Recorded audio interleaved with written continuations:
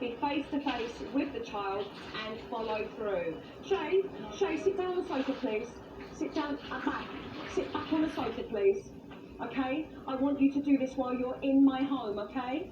This is my home, and I want you to sit back on the sofa, and then you can leave in 5 minutes. Okay, thank you very much. Okay, and you heard my firm voice. This is my home. This is what I expect. I want you to meet it. In general, if you're struggling with your kids, look first at your own behaviour. Are you being consistent? Be realistic with your expectations. Remember, kids will be kids, and don't control everything. Just lead by example.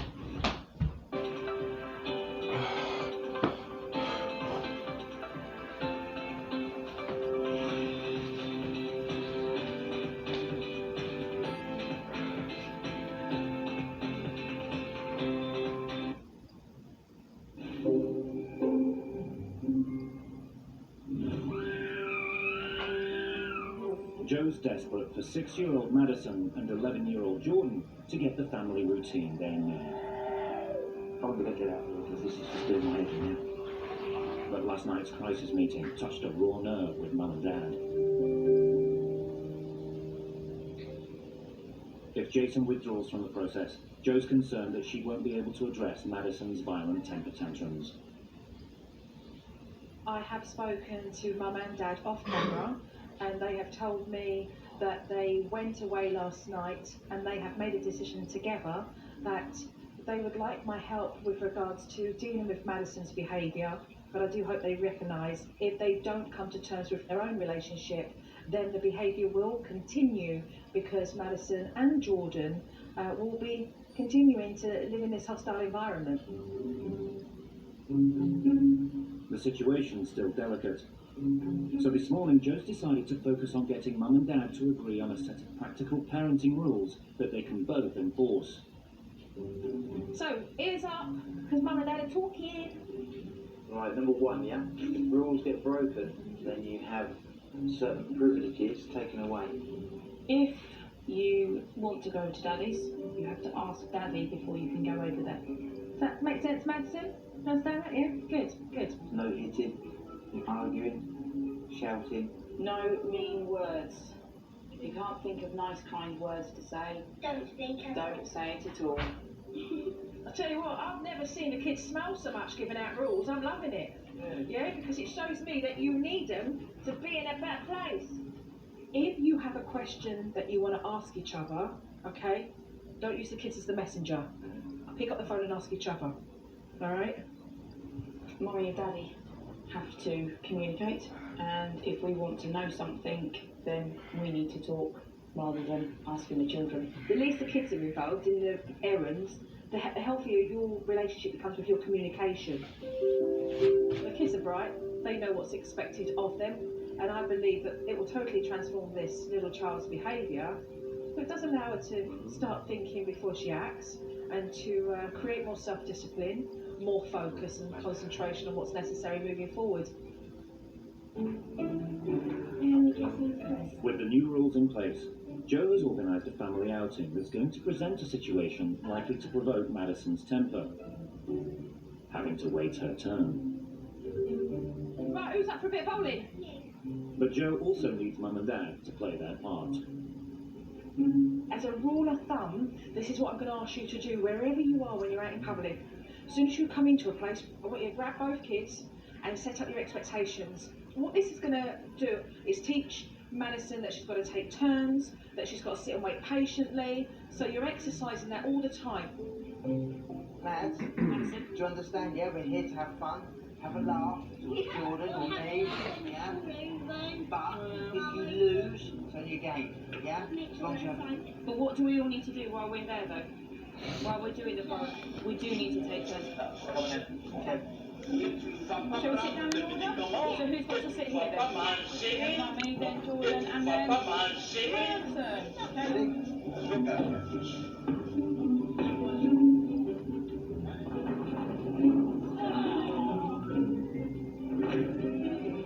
I think that's looking good, Madison. Yes! It's actually nice to see the family out having a good time.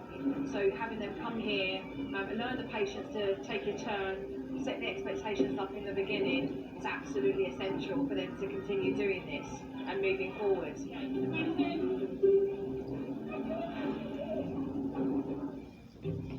You good? I am good. There's a bit more clarity now, isn't there? There is. A lot more clarity. So I think Fantastic. you know, we're on an understanding now. Take it one day at a time. Baby steps moving forward. Bye, darling. Give me a kiss. Bye, love. I'll speak to you all soon. Thank you very much. Bye. You're welcome. Bye-bye. Bye. Whether mum and dad choose to move forward together in a partnership or to go their separate ways, what I hope that they realise is that this is ultimately not about themselves. Myself, he doesn't want to leave. I'm crying. Their responsibility in creating stability for their children should be utmost. They owe that to their children.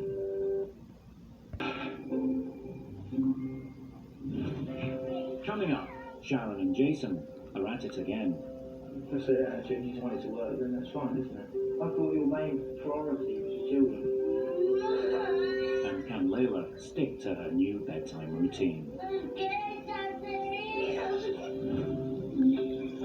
Back in Ilford, it's the first night for Jo's visit. The new bedtime routine she designed for 6-year-old Layla is about to be put to the test.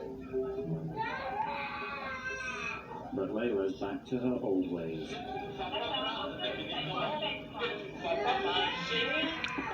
She's refusing to go to sleep unless she's allowed into Mum and Dad's room. It was quite difficult for Layla to understand that she cannot come into our room anymore. She can't share our bed. Jo's given Mum and Dad strict instructions not to give in. Every 2 seconds there was a new excuse for why she had to get out of the bed. I'm scared, Daddy. I'm gonna be sick. I'm hungry. We stayed outside the door and we told her we are going to be here. So the only option you have is to actually go to sleep because we're here and we will keep putting you back. I'm ill. Daddy, I'm thirsty. I need to go to the toilet. There was about 23, I think 23 sort of fun excuses. You guys, I don't feel well. Mommy, I'm scared. I need to go to the toilet. Jo stressed the importance of punishing Layla's behaviour by taking a privilege away the following day. I kept on getting out of bed, and Mummy said you can't do that thing tomorrow. And then tomorrow, after that morning, she said you can't run an iPad. Next morning, Mum's keeping a firm grip on the family computer to reinforce that she's sticking to the new nighttime regime.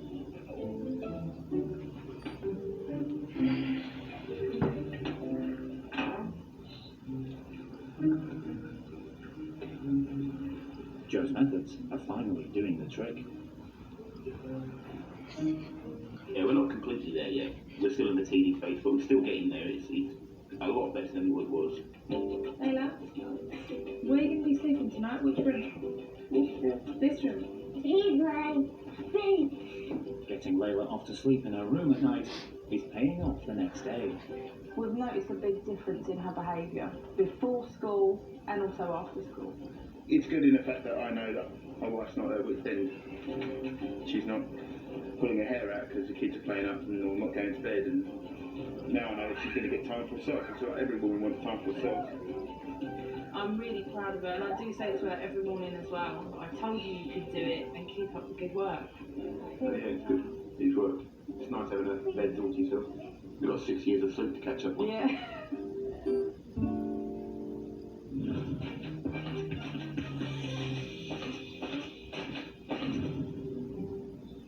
Back in Reading, Madison's mum and dad had agreed to apply the same set of rules in both their houses. And no cheating. But have her temper tantrums calmed down as a result of a more consistent parenting regime. Hold it over. Jo's hints and tips are great.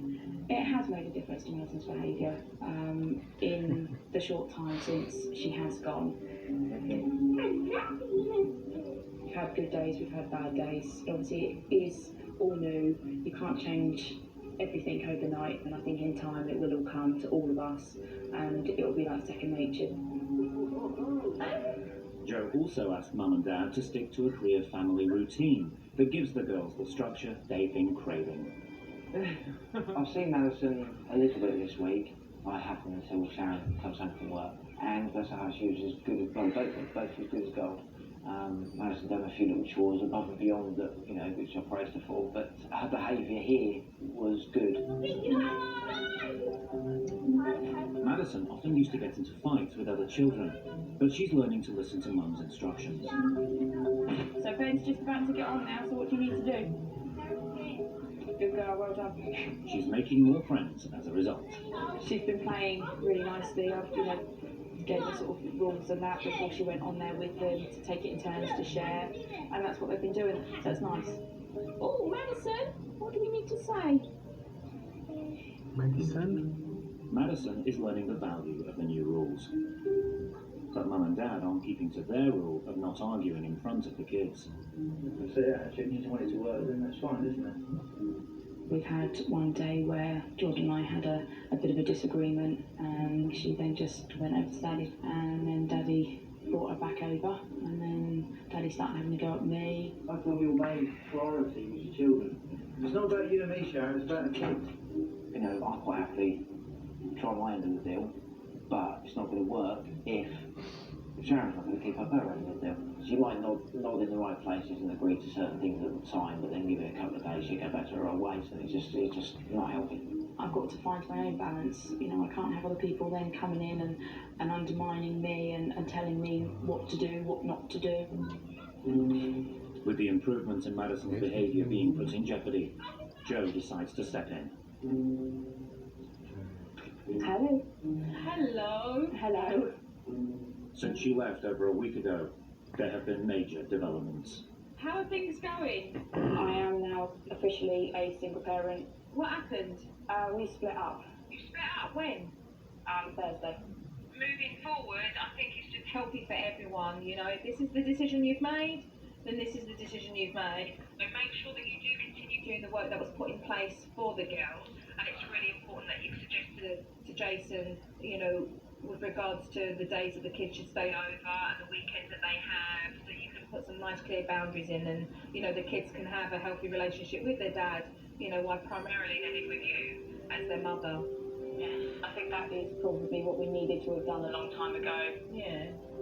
It hasn't worked, and it's made me seriously consider about selling the house and moving further away, which will make it a little bit easier for the fact that the kids can't just walk over when they're fed up with mum. I think it's incredibly important that you do sit down with Sharon, that, you know, the kids are getting the best of having great times with their dad, good times with their mum, and that you both remain committed with your girls, but not committed in your relationship together, so that it becomes healthier. You don't like to hear of any family that's splitting up, but at the end of the day, I think it was important for them both to realise that they do have a commitment to their children. They both want that. They both want to make sure that the girls are able to see their father when they're living with their mother, and I think that's the way that they move forward.